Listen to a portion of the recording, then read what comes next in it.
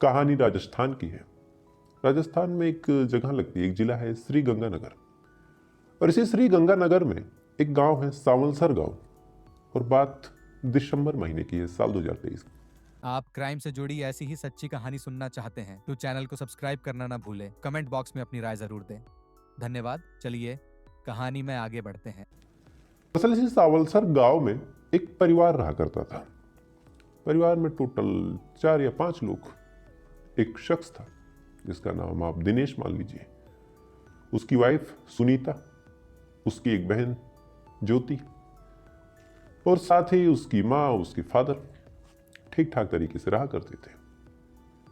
दिसंबर महीने की बात है, अचानक से जो दिनेश थे, उनकी जो वाइफ थी सुनीता, खुद को आग लगा लेती है। अब खुद को आग लगाने के बाद घर वालों ने जैसे तैसे करके आग पे काबू पाया। उसको लेके फौरन हॉस्पिटल जाया गया। अब जैसे ही सुनीता हॉस्पिटल जाती है तो 2 तरह की बातें होती है। पहली कवायद शुरू होती है कि सुनीता को बचाया जाए, और दूसरी कवायद शुरू होती है कि आखिर सुनीता ने ऐसा किया क्यों। और उसमें भी एक सवाल जो लगातार उठ रहा था कि कहीं सुनीता ने ही किया या फिर परिवार वालों ने ही दहेज के लिए कर दिया। तो मामला चूंकि पुलिस का था तो पुलिस भी आती है। आने के बाद अब इंतजार हो रहा था कि सुनीता ठीक हो तो फिर उसका बयान दर्ज करें। तब तक ससुराल पक्ष वालों पे दबाव बनाया गया कि आप लोग कहीं जाएंगे नहीं, हमेशा पुलिस की निगरानी में रहेंगे। मायके वालों को भी लगा कि शायद ससुराल वालों ने ही कुछ किया। उन्होंने केस दर्ज कर दिया।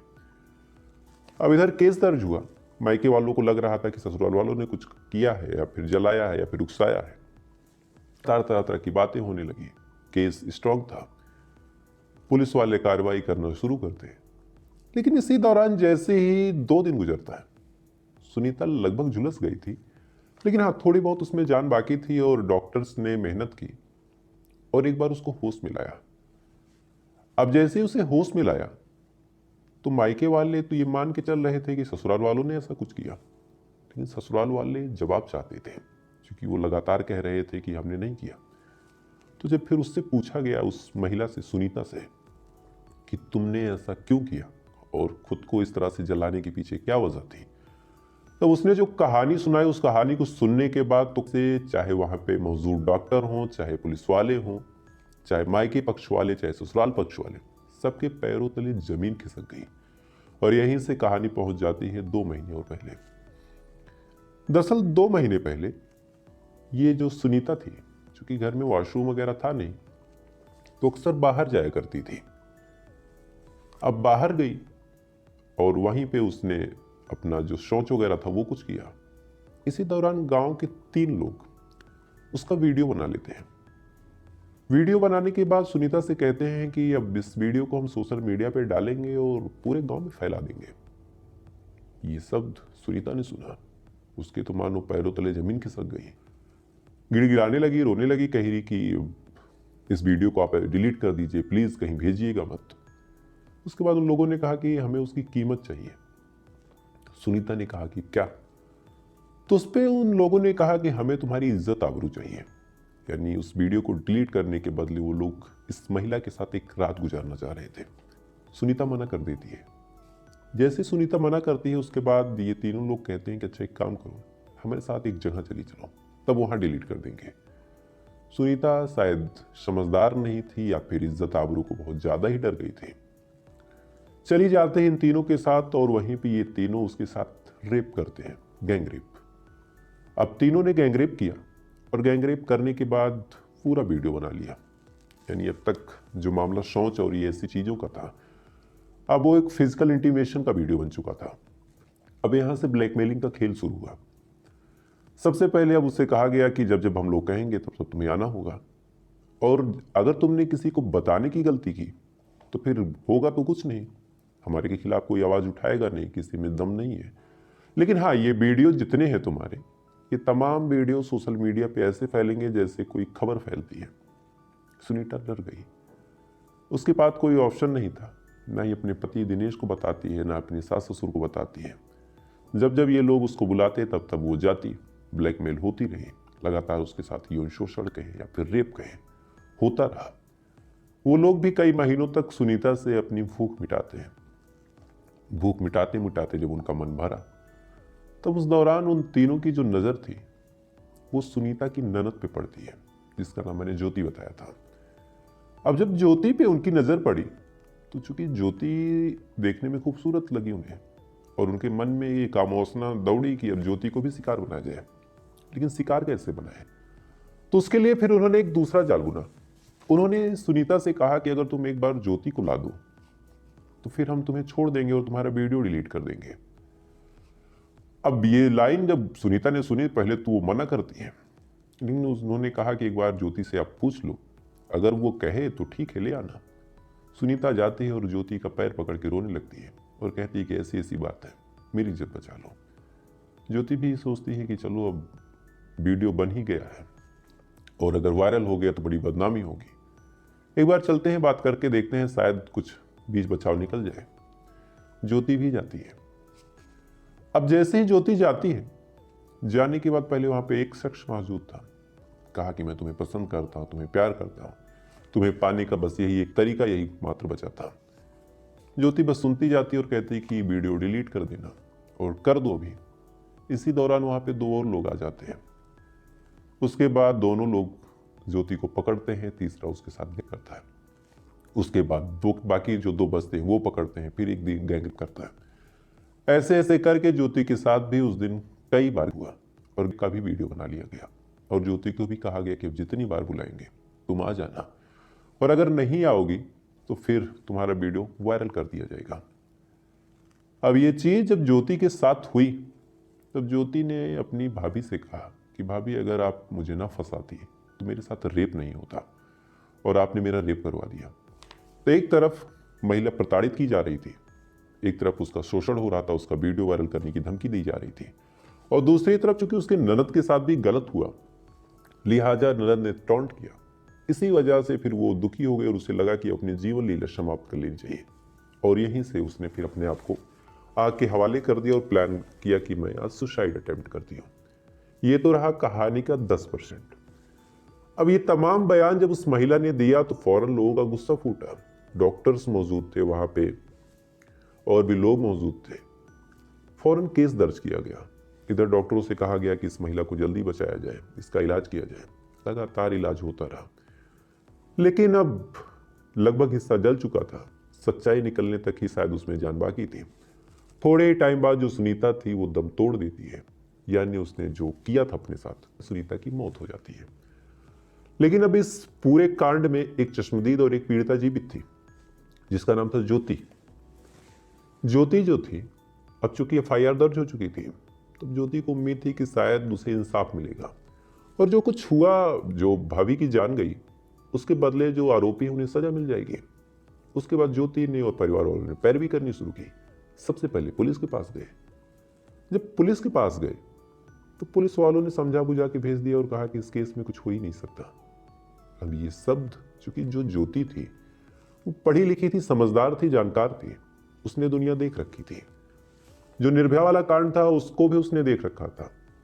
उसे यकीन था कि शायद पुलिस वाले इंसाफ करेंगे। लेकिन जब लोकल पुलिस ने ये लाइन बोली तब ज्योति का थोड़ा सा हौसला डगमगाया। उसने सोचा अब क्या करें। अब उसे कुछ समझ में नहीं आ रहा। लगातार वो परेशान, पैरवी पे पैरवी किए जा रही है, लगातार थाने के चक्कर लगा रही है, कह रही कि साहब मेरा मेडिकल करा लो, मेरा रेप हुआ है, मेरे साथ ऐसे ऐसे चीजें हो रही, मेरे पास कुछ सबूत है वो मैं आपको देना चाहती हूँ। लेकिन ना ही पुलिस वाले उस महिला जिसकी मौत हो गई उसके बयान को नोट करते हैं, ना ही ज्योति जो खुद जीवित थी और चलता फिरता सबूत थी, ना ही उसकी बातों को ध्यान देते हैं। मामले को दबाने की कोशिश करते हैं, मामले को रफा दफा करने की कोशिश करने लगते हैं। अब ज्योति जब ये चीज देखती है कि उसके साथ ऐसा कुछ हो रहा और उसको दबाया जा रहा, उसके इंसाफ दिलाने के लिए कोई पुलिस वाला कुछ कर ही नहीं रहा, तो ज्योति ने सोचा कि काम करते हैं, चलते हैं एसपी साहब से बात करते हैं और पूरा मामला समझाते हैं। उसके बाद ज्योति पहुंच जाती है एसपी ऑफिस और पहुंचने के बाद वहां पे पूरी बात बताती है। अब सुपरिंटेंडेंट ऑफ पुलिस जब ये लाइन सुनते हैं कि उसके साथ ऐसा कुछ हुआ और उसकी भाभी ने कुछ टाइम पहले सुसाइड अटेम्प्ट किया और ज्योति भी लगभग उसी कगार पे है, ज्योति ने यह तक कह दिया कि अगर मुझे इंसाफ नहीं मिलेगा तो मैं सुसाइड कर लूंगी, तो फिर थोड़ा सा वो घबराते हैं। घबराने के बाद फिर कहते हैं कि भैया कार्रवाई की जाए। एसपी साहब का आदेश हुआ जो डिप्टी एसपी थे वो भी कहते हैं कि चलो कुछ कर लेते हैं, लेकिन जब नियत हो, और नियत ना होने के पीछे भी वजह थी, वो आपको वीडियो के अंत में बताऊंगा। दरअसल जब डिप्टी सीएम जो डिप्टी एसपी थे उनसे कहा जाता है कि कुछ करो, तो उन्होंने उस महिला यानी उस लड़की ज्योति से कहा कि एक काम करो, तुम जाओ अपना मेडिकल करवा के आओ। आमतौर पे पुलिस लेके जाती है, यहाँ इससे कहा गया कि जाओ करवा के लेके आओ। उसके बाद इसने पूछा कब, तो इसने कहा कि संडे के दिन चले जाना।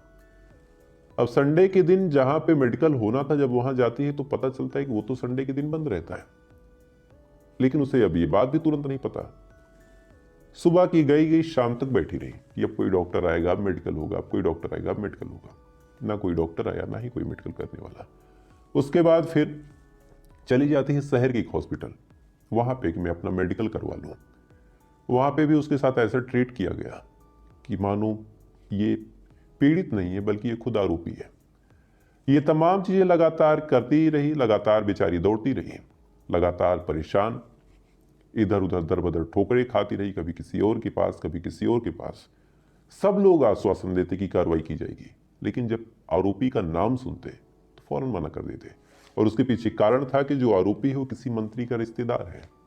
इस वजह से ना तो पुलिस वाले इस मामले में आगे बढ़ना चाह रहे थे, ना ही कोई मीडिया वाला तवज्जो देना चाह रहा था। वक्त गुजरता चला गया, पूरा जनवरी बीत गया, पूरा फरवरी बीत गया। इधर लगातार ये धीरे धीरे जब लड़की दौड़ रही थी अपने ही रेप के लिए, न्याय की गुहार लगा रही थी, तो कुछ लोगों तक भी बात गई। बात जाने के बाद लोगों का भी गुस्सा फूटा। लोग भी थोड़ा सा इस केस को कहते हैं कि कार्रवाई हो, नहीं तो हम धरने पे बैठेंगे। अब डिप्टी साहब को लगा कि ये तो मामला फेल हो जाएगा। उन्होंने कहा कि चलो अब FIR दर्ज कर लो। सोच के देखिए कि कब से, दिसंबर से कहानी चल रही है। एक महिला बयान दे के मरी। उसके बाद फिर कहा गया कि चलो बयान हो गया है, काम करो FIR दर्ज करो। इनसे पूछा गया कि कितने लोग थे। इस लड़की ने कहा कि 3 लोग। FIR 2 लोगों के खिलाफ हुई। जो मंत्री का रिश्तेदार था उसको निकाल दिया गया, उसके केस से बाइज्जत। कहा गया कि नहीं, ये नहीं था। ना ही कोई जांच हुई, ना ही कोई मामला कोर्ट में गया। पुलिस वाले खुद ही वकील बनते हैं, खुद ही जज बनते हैं और उसको निकाल देते हैं। इधर जब उन लोगों को पता चला कि ये लोग केस की पैरवी कर रहे हैं और मामला खींच के कोर्ट तक ले जाने के चक्कर में है, तो उस दौरान उन लोगों ने फिर इन लोगों को परेशान करना शुरू किया।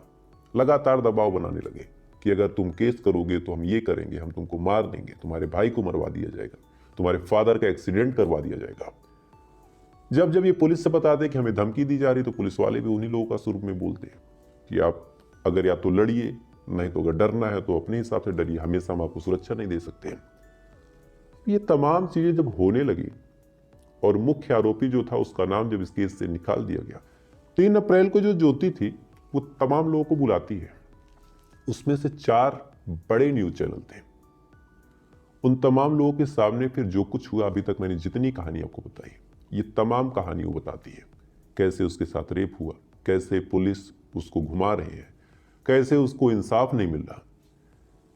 चारों के जो न्यूज चैनल वाले थे ऑन द कैमरा बकायदा अपना स्टेटमेंट दर्ज करवाती है, न्याय की गुहार लगाती है। उसे उम्मीद थी कि शायद इस खबर को भी चलाया जाएगा, क्योंकि निर्भया वाले को चलाया गया था, तो जोड़ के देख रही थी। लेकिन ये न्यूज वाले भी उसका गला घोट देते हैं, कहीं नहीं चलाते। और जब ये चीजें हो जाती है तो होने के बाद 12 घंटे तक वो लड़की इंतजार करती है, लेकिन जब उसे कहीं इंसाफ नहीं मिला तो 12 घंटे बाद पहले तो एक फंदा तैयार करती है। तैयार करने के बाद अपने गले में फंदा लगाती है, अपने हाथ की नस काटती है। उसके बाद अपनी जीवन लीला इसलिए समाप्त कर देती है क्योंकि उसके साथ गलत काम हुआ था, उसके साथ गैंगरेप हुआ था, लगातार उसे ब्लैकमेल किया गया। क्योंकि एक मंत्री का रिश्तेदार उसमें इन्वॉल्व था, इस वजह से न पुलिस वाले कुछ करते हैं, ना ही मीडिया वाले चलाते हैं, और बस मामले को ढक दिया जाता है। और आज भी उस लड़की की जो रूह है शायद इसी वजह से भटक रही है कि कोई तो इस घटना को तवज्जो दे दे और कोई उस मंत्री के रिश्तेदार को गिरफ्तार करवा ले। चार्जशीट उठा के देख लीजिए, कुछ भी उठा के देख लीजिए, उसका नाम तक नहीं। और ये लड़की लगातार मीडिया के सामने चीख चीख कर कहती रही, ने अपना इंटरव्यू दिया कि 3 लोग थे और ये थे, लेकिन सब जगह से उन तीनों में से उस आरोपी का नाम गायब कर दिया गया। दोस्तों, अगर आज की क्राइम की सच्ची कहानी आपको पसंद आए तो कमेंट बॉक्स में अपनी राय जरूर दें और आने वाली सच्ची कहानी सुनने के लिए चैनल को जरूर सब्सक्राइब करें।